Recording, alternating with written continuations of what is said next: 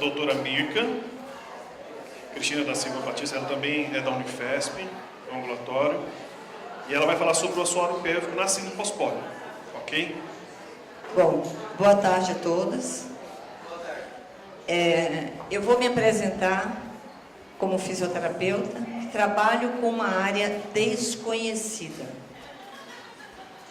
da maioria da população. Lá no departamento, o chefe, doutor Karim, me chama doutora dos Países Baixos. Acreditem vocês se quiserem.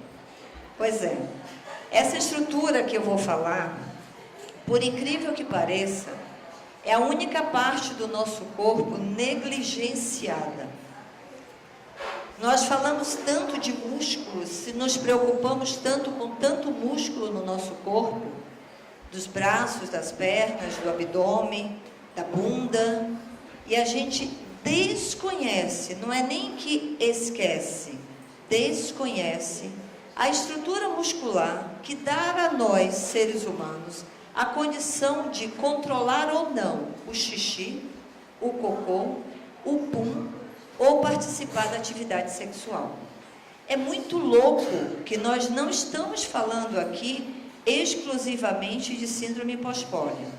Nós estamos falando da população como um todo, porque essa estrutura muscular diz respeito a todos nós. Olha que interessante. Todo mundo ouve falar de estupro. É muito comentado agora, então, mais ainda, porque caiu na responsabilidade, na possibilidade da mulher se expor e falar realmente, né, denunciar. E todo mundo fala, poderiam aproveitar essa situação para explicar que essa estrutura muscular, da qual as pessoas conseguem caracterizar e diagnosticar que houve de fato um estupro, poderia ser informada. Eu, há pouco tempo, estava conversando ali com as colegas e perguntei para elas, o que vocês acham que acontece com a mulher quando fala estupro? Ah, foi violentada, ah, foi... Não, eu não estou perguntando isso. Toda mulher que tem uma denúncia de estupro vai para o Instituto Médico Legal. No Instituto Médico Legal é feito um exame. E o exame que denuncia e realmente comprova que houve um estupro, nada mais é do que a investigação da laceração. Laceração, é com som musical, tá ótimo. Laceração ou não, tranquilo, imagina, é com som mesmo, não tem nenhum problema. Laceração ou não da musculatura do assoalho pélvico. Existe um ditado popular que todos vocês conhecem. Quem tem cu tem medo. E é real. Por incrível que pareça, é o primeiro músculo do corpo de vocês que vocês contraem numa situação de medo. Todo mundo sabe que o trapézio é um músculo que também a gente contrai numa situação de medo, mas o do ânus é o primeiro. E como o ânus não se contrai sozinho, junto eu contraio vagina, uretra, né? No homem, a musculatura que vocês vão ver que prende, você precisa do seu carro? Que prende, aprisiona o sangue durante uma ereção, tudo isso que a gente está falando é de uma musculatura desconhecida. A gente só toma contato com essa musculatura, por incrível que pareça, quando começamos a perder xixi ou não conseguimos fazer xixi. Perdemos cocô ou não conseguimos fazer cocô. Soltamos pum aleatoriamente, não quando temos vontade. Quando não temos atividade sexual, nós não temos orgasmo ou não sustentamos a nossa ereção. Mas aí já é disfunção. Que bom seria se todos nós soubéssemos que existe esse músculo, do qual eu vou usar isso como uma tarja preta. Imaginem os senhores que todo mundo que trabalha fisicamente com o indivíduo trabalha da cabeça aqui ao pubis. Nessa região é uma tarja preta, ninguém toca, fala, ensina e trabalha daqui para baixo. Eu fiz um curso de especialização em sexualidade humana na USP para ser sexóloga e fiz o meu trabalho em trauma raquimedular. é assustador quando a gente levanta a literatura no mundo e vê que nos pacientes com trauma raquimedular, nenhum médico, ou quase nenhum, questiona a sexualidade desse paciente, como se não existisse. Parece que vira um ser assexuado. E quando a gente fala de sexualidade, a gente não pode ter uma pessoa com uma desinformação de uma estrutura muscular que faz parte da atividade sexual. Mesmo que seja para não ter aquela atividade sexual. Mesmo que seja para evitar aquela atividade sexual. E como é que a gente pode desconhecer uma estrutura muscular que nos dá a condição de fazer cocô ou de fazer xixi? Bom, eu estava eu gosto sempre de contar essa história porque eu estava num trabalho que o chefe me chamou, de HTLV1, e falou que eu ia trabalhar com paraparesia espástica tropical. Eu, ok, não conhecia nada, fui estudar. Quando eu estava quase pronta, ele falou, você não vai mais trabalhar com isso. Ele adora fazer isso. Você vai trabalhar com SPP. Eu falei, não sei o que é também. E foi daí que eu comecei, lá em 2006, a trabalhar com síndrome pós-pólio. E eu consegui fazer o primeiro trabalho do mundo em assoalho pélvico. Tá? E é isso que a gente vai apresentar para vocês. Pelo menos eu quero que os senhores tenham conhecimento que vocês têm uma estrutura muscular que era até hoje desconhecida e que vocês podem melhorar muito das funções de vocês durante a vida de vocês, tá? Bom, eu não vou ficar aqui discursando sobre conceitos, porque vocês já tiveram com toda certeza, mas é muito interessante a gente ver dentro da fisiopatologia e da etiologia da síndrome pós-pólio, que foi isso que chamou a atenção do Dr. Acari, e consequentemente ele me chamou para trabalhar, que existe uma perda progressiva da força muscular, que vocês sabem mais do que ninguém, da musculatura esquelética. Mas espera aí, onde que é músculo esquelético? Só braço, perna, abdômen, bunda? E o assoalho pélvico é esquelético também. E sendo uma doença que traz uma atrofia muscular, a minha pergunta era, até onde vai essa atrofia? Aonde para a atrofia? Porque é membro inferior. Ela entra, vai para a pelve, sobe, onde que para? Eu não sabia, e foi isso que eu fui investigar. Então, sabendo que ela tem essa perda progressiva, Dr. Acari, na vivência dele com os pacientes, falou, Mirkia, eu quero que você investigue o que está acontecendo. Porque alguns pacientes, muito poucos, falavam de queixas de perda de xixi, né? E aí vocês vão ver por que eu estou enfatizando alguns pacientes, muito poucos, né? Porque não é fácil contar que a gente perde xixi. Não é fácil dizer que a gente perde cocô. Tampouco que eu não seguro o pum ou que eu não tenho atividade sexual. Não é uma situação muito tranquila, principalmente quando o profissional não sabe questionar e tirar dos senhores essa informação. Bom, e isso seria causado pela degeneração de unidade motora distal, que ao produzir defeitos na transmissão da chamada placa, né, eu tenho que ter o nervo que vai até meu músculo, que dá o estímulo, que manda o músculo contrair. Ok, perfeito. E lá no assoalho? É a mesma coisa. Eu mando a mensagem que tem que contrair. Segura agora. Não dá para sair agora para fazer xixi. Não dá para sair para fazer cocô. Como é que eu faço? Eu tenho que segurar. Como é que eu seguro? Eu seguro com uma contração. Mas será que essa contração está real? Será que ela não está fraca? Vamos ver.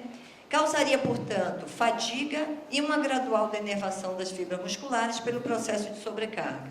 E aí, então, surgiram as perguntas. Quando a gente faz pesquisa, tem que ter pergunta. A minha pergunta, curiosa, como sempre fui na vida, era: se na síndrome pós-pólio ocorre comprometimento da musculatura esquelética, como está a musculatura do assoalho pélvico? Eu trabalho com assoalho pélvico há 38 anos, né, hoje. Então, já trabalhei com vários pacientes com disfunções neurológicas. E eu nunca tinha trabalhado, nem tinha feito pesquisa, como eu disse aos senhores, é o primeiro do mundo em síndrome pós-pólio. Nós não tínhamos sequer um único trabalho escrito, relatado sobre isso. Vocês vão ver quanto de queixas que eu consegui encontrar em trabalho. Então, aqui, foram tantos que eu consegui colocar, 3, né? Até onde vai, até onde vai a atrofia da musculatura do membro inferior? Por que eu procurei do membro inferior? Porque o assoalho, os senhores vão conhecer, está logo na continuação do membro inferior, né? Até onde vai? E quais são as queixas relacionadas ao assoalho? O assoalho é uma estrutura que comporta o controle das fezes, do xixi, da vagina e da uretra, e consequentemente da parte sexual, e no homem, das fezes, do xixi e da sustentação e da participação da atividade sexual. Então, não dá para investigar só uma queixa. Eu brinco sempre na clínica, no consultório, que a mulher tem 3 buracos, 4 especialistas. O homem tem 2 buracos, 3 especialistas. Urologista, ginecologista, coloproctologista e psiquiatra. Porque não consegue lidar com os problemas. E aí, isso estou falando que é a realidade. Eu recebo muito paciente do psiquiatra porque o ginecologista não sabe como lidar e vai empurrando para frente o paciente. Não vamos nem entrar no mérito do paciente neurológico, né? Porque é muito difícil o especialista, ginecologista, urologista entenderem de neurologia. Quando fala de síndrome pós-poli, então, nem se fala, não preciso falar para os senhores, os senhores já estão sabendo mais do que eu. Qual que era o meu objetivo? Bom, eu tenho que avaliar os senhores, eu tinha que avaliar a minha amostra. Então, avaliar os pacientes com síndrome, quais condições que estavam a musculatura do assoalho. Como é que eu avalio? Igual como eu avalio qualquer músculo esquelético, a perna, a parte respiratória que a Celiana mostrou para os senhores, o membro inferior, né? Identificar sintomas urinários, fecais, sexual, ginecológico, que possam estar relacionadas a essa fraqueza que os senhores podem apresentar e correlacioná-los com a gravidade e o tempo de instalação. Entenda bem, nós só oferecemos tratamento para aquilo que a gente sabe que precisa de um tratamento. Seja eles doenças ou não doenças, sintomas e disfunções. Portanto, a coisa mais importante quando o profissional de saúde quer tratar é saber que sintoma ele está lidando ali naquele momento para entender o processo, para poder tratar o indivíduo, tá? Bom, eu também precisava de alguma coisa objetiva e subjetiva, mais validada, para que eu pudesse credibilizar o que eu estava fazendo. Porque eu podia inventar umas perguntas loucas, mas isso não tem caráter científico. Portanto, eu me baseei na Sociedade Internacional de Continência, que rege a urologia e parte da coloproctologia, para desenvolver uma técnica de avaliação e investigação que pudesse ser um trabalho de qualidade. E foi baseado nela que eu criei e testei essa avaliação desses pacientes, que foram 87 pacientes que eu avaliei, para poder chegar na conclusão do nosso trabalho. E verificar se existia relação entre a avaliação da força do assoalho pélvico, que é feito com o dedo. Eu sempre brinco que eu tenho 12 olhos, esses que veem, mas esses que sentem e veem mais do que esses aqui, porque eu toco, eu sei dizer como que está uma musculatura vaginal, anal, sem precisar nem olhar, né? E existem equipamentos que os senhores vão ver, que são chamados manômetros, que a gente infla ar dentro e pede para vocês contraírem, seja o ânus ou a vagina, e aí a gente consegue quantificar a força, que na verdade não é força, porque força, por uma questão só técnica aqui falando, força precisa ter um dinamômetro para testar, mas a gente sabe se tem qualidade, não tem, se está executando ou não está executando. Então vamos lá, o que nós temos no nosso osso? Além de tudo que vocês conhecem, a gente tem essa estrutura aqui embaixo que chama bacia.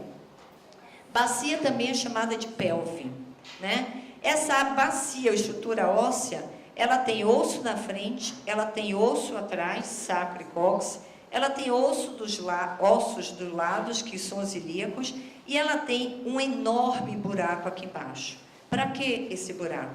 Para passar um bebê. É a região por onde nasce, né, inicia a vida, a passagem de um bebê. Portanto, não pode ser uma estrutura pequena, que fique lá com a estrutura óssea segurando tudo que está lá dentro, mas tem que ser algo possível de passar uma criança. E Durante o processo gestacional, a gente passa por modificações para amolecer essas estruturas ósseas, para que a passagem do bebê nesse osso seja macia e fácil e tranquila. Mas espera aí, mas quem é que fecha essa bacia aqui embaixo? Para que quando eu abro a perna, meus órgãos não caiam. Porque caem. Vocês já ouviram falar. Queda de útero, queda de bexiga, queda de reto. Nos homens, queda de mucosa, reto que sai, cai e cai mesmo. Cai quando? Quando a estrutura que fecha a bacia inferiormente, quem fecha inferiormente é um piso, é um chão, é um assoalho pélvico. Daí vem o nome de chão pélvico, assoalho. Uma estrutura muscular que sai do púbis, vem até o cóccix e lateralmente se fixa nos ossos ilíacos. No homem, que aqui é onde o homem, perfurado por 2 tubos. O tubo que passa o pênis com a uretra e o tubo que passa o reto. Na mulher, 3 tubos, uretra, vagina e reto. Portanto, o nosso assoalho é mais frágil do que o do homem. Porque se vocês pegarem a roupa de malha e der 2 furos de um lado, 3 do outro, rasga mais fácil onde tem 3 furos. Tá? Outra coisa importante. Essa estrutura muscular, deixa eu botar ela aqui. Essa estrutura muscular vista de... Não leiam não, só olhem aqui a imagem. Ela funciona como uma rede de sustentação. Essa daqui é uma estrutura muscular de uma mulher, onde é perfurado por 3 tubos. A uretra, a vagina e o reto. Se esses 3 tubos ficassem abertos, vocês andavam e perderiam xixi, cocô e pum. O que nós não controlamos secreção menstrual, não controlamos secreções vindas do útero e não controlamos, quando estamos excitados, a secreção de lubrificação, porque não depende da vontade. Agora eu não quero menstruar. Não dá. Não existe isso, né? Mas existe a possibilidade, sim. Agora eu tenho que segurar um pum. Agora eu quero segurar o cocô ou relaxar para esse cocô sair, tá? Deixa eu só ver se está aqui. Vou voltar aqui. Gente, olha que interessante, né? Uma estrutura muscular tão importante, mas nem sequer eu conhecia. E os senhores não são os únicos, tá? Para que serve essa musculatura? Primeiro, sustentar. Eu tenho todos os órgãos aqui dentro, útero, bexiga, reto, intestino delgado, sendo sustentado pelo assoalho pélvico. No homem, ovário é ótimo. Eu ainda olho para o último e falo ovário, ó. Olha só. Você está roubado, hein, último? Vamos lá. Vai que tem algum por ali, né? Vamos lá. Próstata, bexiga, intestino grosso, intestino delgado. Para pensar um pouquinho. Essas pessoas que correm aí, saem correndo. A mulherada toda que corre, o que é que coloca aqui em cima mesmo? Para não cair? Sutiã não, que sutiã? Top, 2, 3, né? E aqui embaixo, qual é o top que coloca? Pensa um pouquinho. Quando eu corro, o que acontece com meus órgãos que estão todos dentro do meu abdômen? Balança tudo e vai para onde? Que a gravidade não ajuda, vai para baixo. Agora eu vou falar com vocês melhor. Cocô duro. 7 dias que eu não faço cocô, ó. Aquele lá duro. Vocês têm chip de cocô? Não? Mas deveria ter. Porque quando você faz aquela força que dá beliscão em azulejo, aquela, né? Vocês estão empurrando só o cocô para baixo? Vocês empurram tudo. Gente, quando o cocô não sai, põe o supositório. Porque o esforço evacuatório inadequado, eu não empurro só cocô. Eu empurro cocô, útero, bexiga, ovário, trompas, próstata, bexiga. Então, muito cuidado com a evacuação. Por que eu falo muito isso e adoro falar em congresso de ginecologia? Porque eu ouço o tempo inteiro. Parto vaginal leva a mulher a disfunções urinárias, fecais. Eu digo, depende de quem está do outro lado da mulher. A constipação é muito, muito pior do que um parto até vaginal mal conduzido. Porque o corpo está transformado, embebido e amolecido, enquanto aqui não tem nada disso. Se eu não estou grávida, ele está numa condição normal. Portanto, fazer cocô é importante aprender. Eu vou dar umas dicas de como é que tem que fazer cocô, porque tem posição certa para fazer cocô, tá? Bom, vamos lá. Sustenta as vísceras. São responsáveis pelos controles esfincteriano, uretral, fecal e desempenham importante papel na atividade sexual. Vamos lá. Outra coisa importante. Quando vocês tossem e espirram, quem segura a pressão que vem lá de cima é o assoalho pélvico. Portanto, ele resiste à pressão para baixo, que acompanha tosse, espirro, qualquer coisa, até mesmo a deglutição. Agora, parados, se vocês deglutirem forte, o ânus dá uma contraída, porque isso existe um reflexo, que é o reflexo de Enrone, que descobriu que quando eu aumento a pressão intraabdominal, meu assoalho faz uma contração. Obviamente que quanto mais forte ele tiver, melhor é a resposta. Quanto mais fraco, menor é a resposta. Vamos lá. O que mais que eles fazem? Eleva o assoalho, auxiliando assim os músculos da parede anterior do abdômen na compressão do conteúdo abdominal e pélvico. Uma pergunta para os senhores. Aonde acaba o abdômen? Todo mundo fala, não sei, né? Pois é, ele não acaba onde vocês acham que acaba com toda certeza. A musculatura do abdômen é chamada de parede. Parede serve para conter. Portanto, ela deve ficar contraída o dia todo, contendo os meus órgãos aqui dentro. Mas ela não tem osso. Elas se unem através de um negócio chamado fáscia. Essas fáscias, tecido conjuntivo, que dá essa tenacidade, forma do nosso corpo, desce e forma em vocês homens, me redimindo, o ligamento suspensor do órgão genital. Se vocês homens pararem na frente de um espelho e soltar a barriga, o órgão genital desce um pouco. Puxar a barriga, o órgão genital volta um pouco. Porque o ligamento suspensor do órgão genital está ligado, interligado com a musculatura do abdômen. E na mulher, o ligamento suspensor do clitóris está ligado à musculatura do abdômen. Portanto, o abdômen faz parte do nosso trabalho de reeducação de assoalho pélvico. Eu não posso deixar uma pessoa que eu estou cuidando do assoalho sem cuidar do abdômen. Faz parte disso aí. Esta ação é muito importante na expiração forçada, na tosse, na defecação e olha só os senhores, principalmente o que deles precisam. Na fixação do tronco durante os movimentos fortes dos membros inferiores. Por exemplo, levantar um objeto pesado. Acredite os senhores ou não, quando os senhores fazem transferência de uma cadeira de roda para qualquer outro lugar, o seu assoalho é acionado. Então, quanto melhor tiver a minha musculatura do assoalho, melhor é até a minha transferência de um lugar para o outro, tá? Porque eu só subo o meu tronco numa atividade física quando também a minha estrutura do assoalho suporta, tá ok? Mais função, não para por aí. Durante o parto, os músculos levantadores do ânus sustentam a cabeça do bebê. Gente, bebê pesa, né?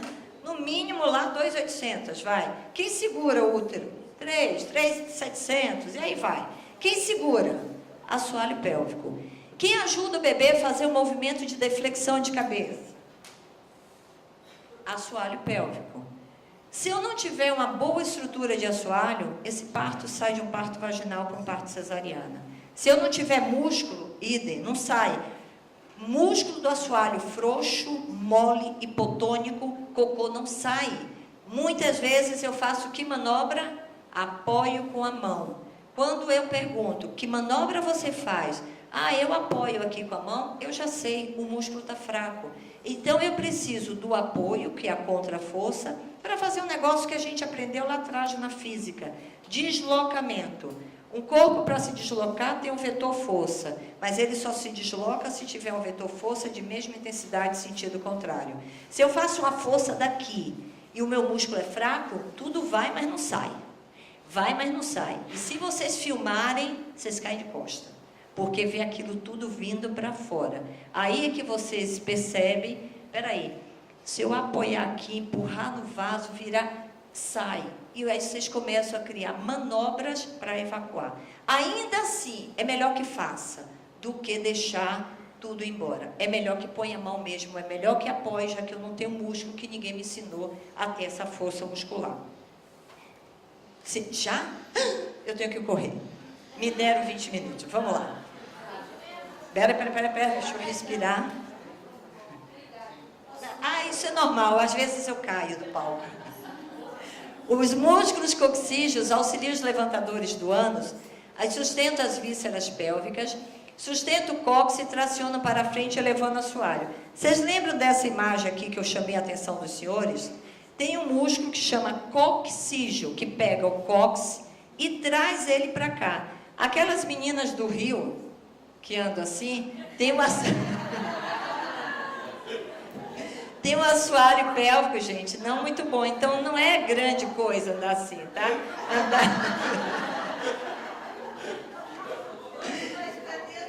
Não, aí é que tá. Boa colocação. Porque isso também afrouxa. O certo é ficar na posição correta, neutra, tá? Vamos lá. Mais função. Olha só que absurdo, né? E o desconhecimento. Eles auxiliam levantadores do ânus na sustentação das vísceras, sustenta o cóccix e traciona para frente, elevando o assoalho. O orgasmo. O que é orgasmo? É um negócio gostoso. Também acho. Mas fora isso, o que é orgasmo? Contração da musculatura do assoalho pélvico. Não se assuste, 50,9% das mulheres não têm orgasmo. No último trabalho da população brasileira, 74% fingem ou não têm orgasmo. E nós temos dois tipos de orgasmo, clitoriano e vaginal. O orgasmo clitoriano é sexo oral, masturbação. E o orgasmo vaginal, coito, contração. Por que as mulheres não têm? Quem é que ensina? Olha, você vai ter sua primeira relação, vai ser um sonho maravilhoso. Porcaria, nada, é horroroso. Todo mundo tem a triste lembrança da primeira relação sexual, né? Agora, quando vocês vão aprendendo com o tempo, que aprende com a amiga, com a vizinha, com não sei o que, as informações as piores possíveis, né? Tudo bem. Mas ninguém ensina, olha, para você ter um orgasmo, você tem que contrair a musculatura, segurar a contração, contrair rápido e soltar. Oi, onde? Que músculo? Como é que é esse negócio? Estou procurando, não acho faz tempo. Algumas sem querer até contraem meio que no movimento, mas precisa aprender. E os homens? Amigos, meu amigo último. Me ensinaram o nome, né? Quando o assoalho não trabalha,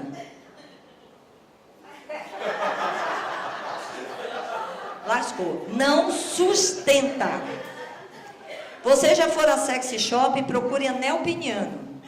Anel peniano é um anel de silicone que coloca na base do pênis. É comigo que você está falando? Ah, não.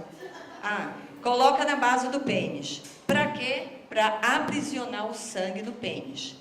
Mas quem que aprisiona sem ser o anel? O músculo do assoalho pélvico. Quem é ele? Onde? Nunca me falaram que se eu melhorar minha qualidade muscular, eu vou melhorar a minha possibilidade de manter minha ereção ou ter uma ereção de melhor qualidade. Gente, isso é muito sério. A ignorância faz a gente sofrer e penar por muito tempo, tá? Então, para melhorar a qualidade orgásmica, seja ela clitoriana, seja ela vaginal, eu tenho que participar sim da atividade sexual. E mulheres, aprendam o que eu vou falar. Não fiquem achando que é o homem que dá prazer a vocês, porque vocês são capazes de aumentar o prazer deles. Como?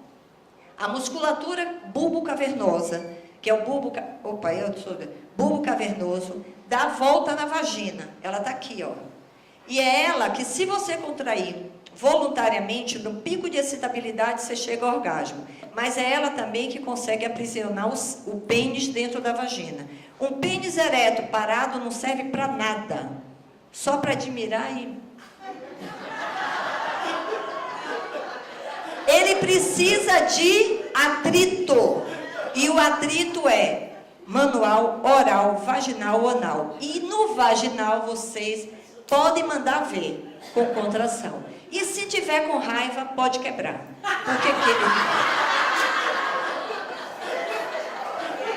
Porque quebra. Vocês não sabiam? Não conhece fratura peniana? Olha, toma cuidado que quebra. Gente, vamos lá, que eu tenho que ir embora, senão Roberto vai me mandar embora, né? Me dá aquela garrafa de água ali. Mais alto?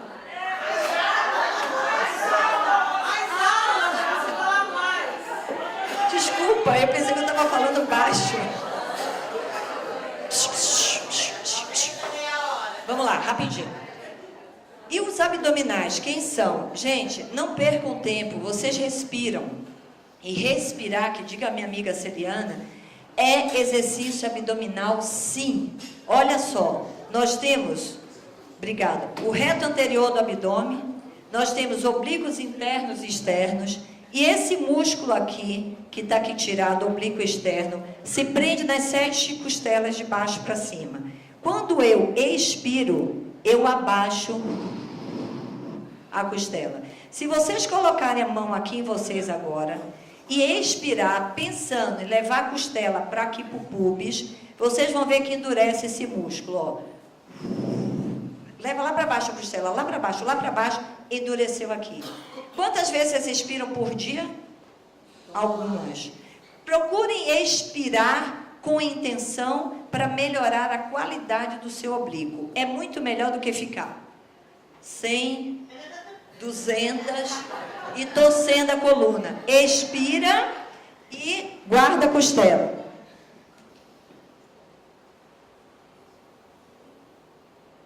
Perceberam?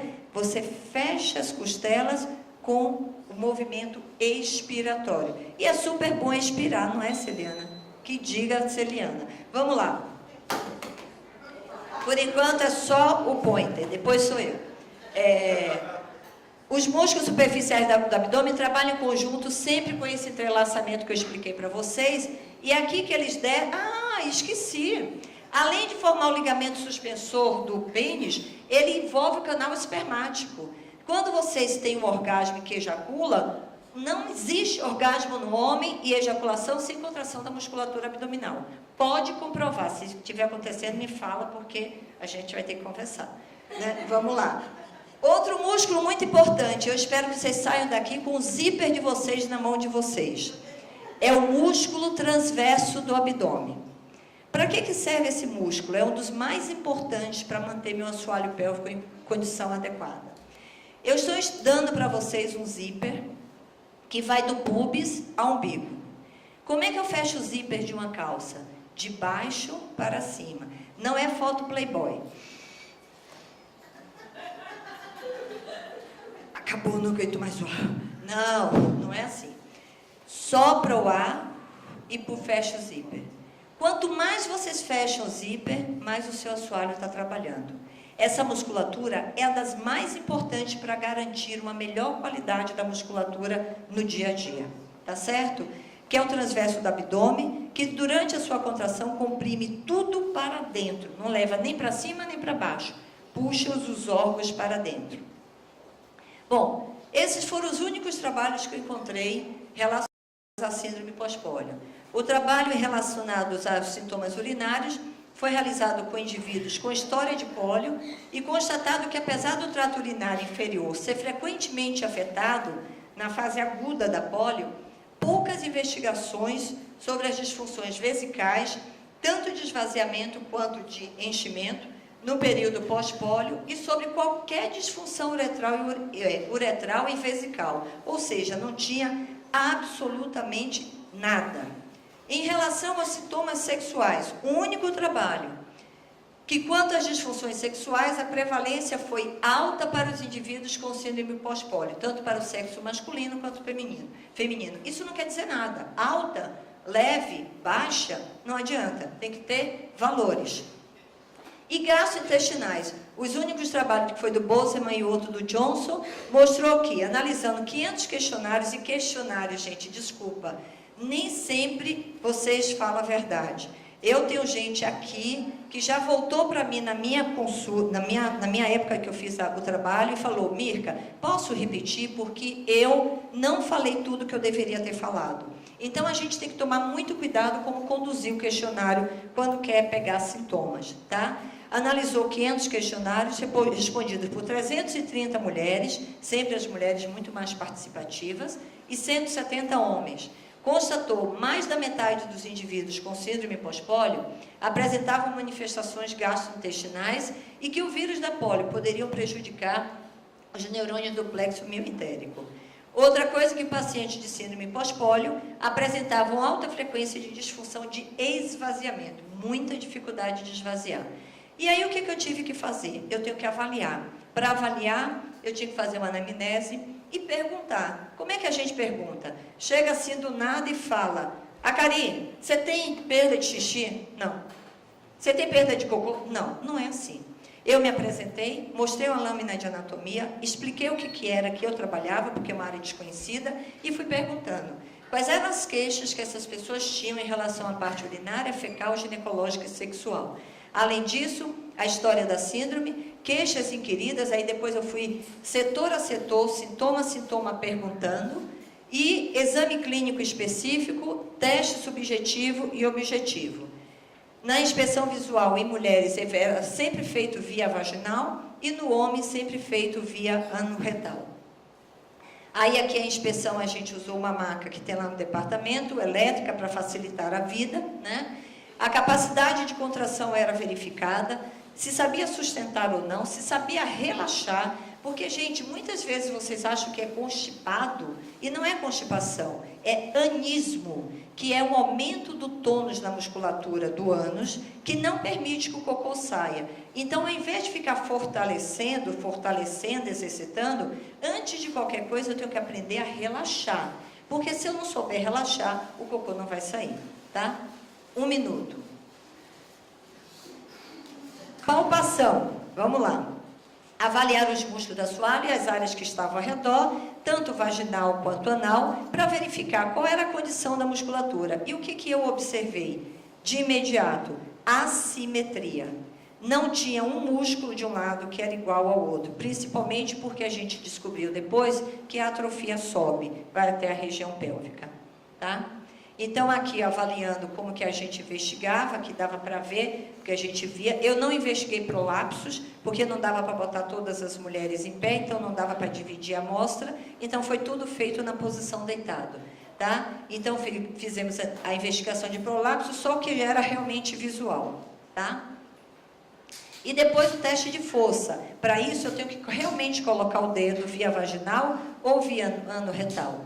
Como o meu dedo poderia ser muito subjetivo, hoje eu estou alegre, amanhã eu estou triste, e cada hora muda a minha pegada, eu tinha que ter alguma coisa objetiva. Então, a gente tinha esse equipamento, que é um manômetro, que eu tive o cuidado de calibrar no centro de calibração, para ter uma fidedignidade de que eu estava fazendo a coisa certa, e criei isso aqui para saber quanto de pressão eu jogava dentro do probe. Isso foi uma criação minha, infelizmente a empresa pegou e começou a produzir equipamento e eu não tinha patenteado. Paciência, tá? Quais foram os resultados? Agora os senhores vão ficar pasmo, tá? E é importante os senhores saberem. Primeiro, as mulheres, elas têm muito mais queixas espontaneamente do que os homens, tá? As mulheres, quem dá queixas espontâneas e inquiridas. Entre a colocação de queixas espontâneas e inquiridas, olha a diferença de quando a gente pergunta e olha a diferença de quando as pessoas falam abertamente, espontaneamente. Então, tem que ser investigado, tem que ser perguntado.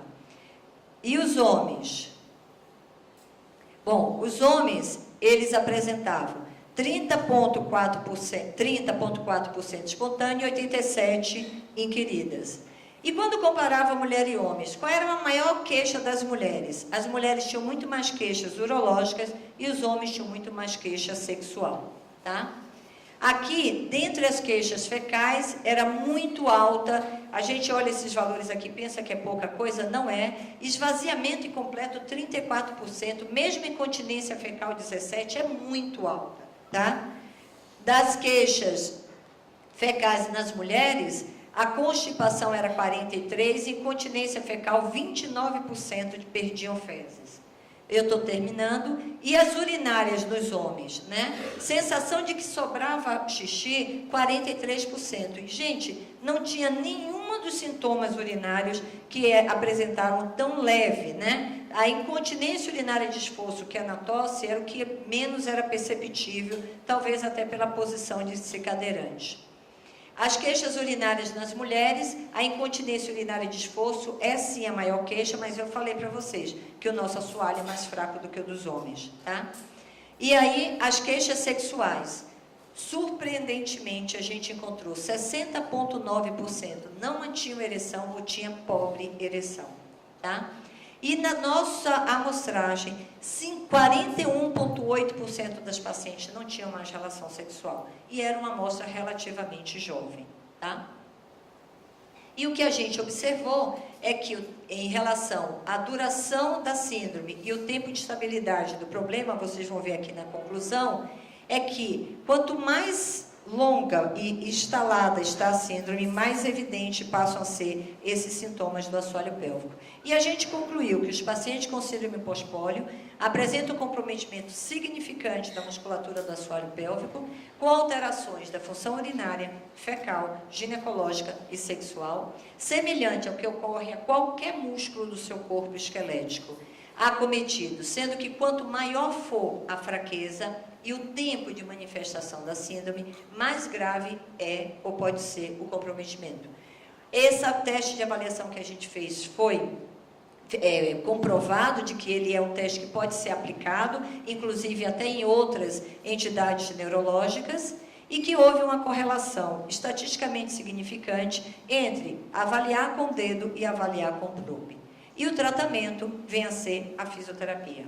Porque a fisioterapia, ela não só reeduca a musculatura, mas ela trabalha com a bexiga hiperativa, que é hoje mais prevalente no mundo do que a diabetes. E é uma situação que não diz respeito exclusivamente à síndrome pós-pólio, caracterizada por urgência, frequência urinária aumentada diurna, frequência urinária noturna, que eu não pude avaliar nos senhores, já que a insônia é uma constante, e desejo imperioso. O desejo é muito maior do que o volume de xixi que eu faço, tá? E aí, nos Estados Unidos, a bexiga hiperativa é mais prevalente do que doenças como diabetes, úlceras pépticas, e dentro da fisioterapia a gente tem diversos recursos, entre eles alguns só para ilustração, exercícios que a gente pode fazer deitado, sentado, na cadeira, em situações, tá? Numa cadeira qualquer, aqui tem um tatu é essa almofadinha, pode ser um rolo de toalha, e eu queria agradecer aos senhores a atenção.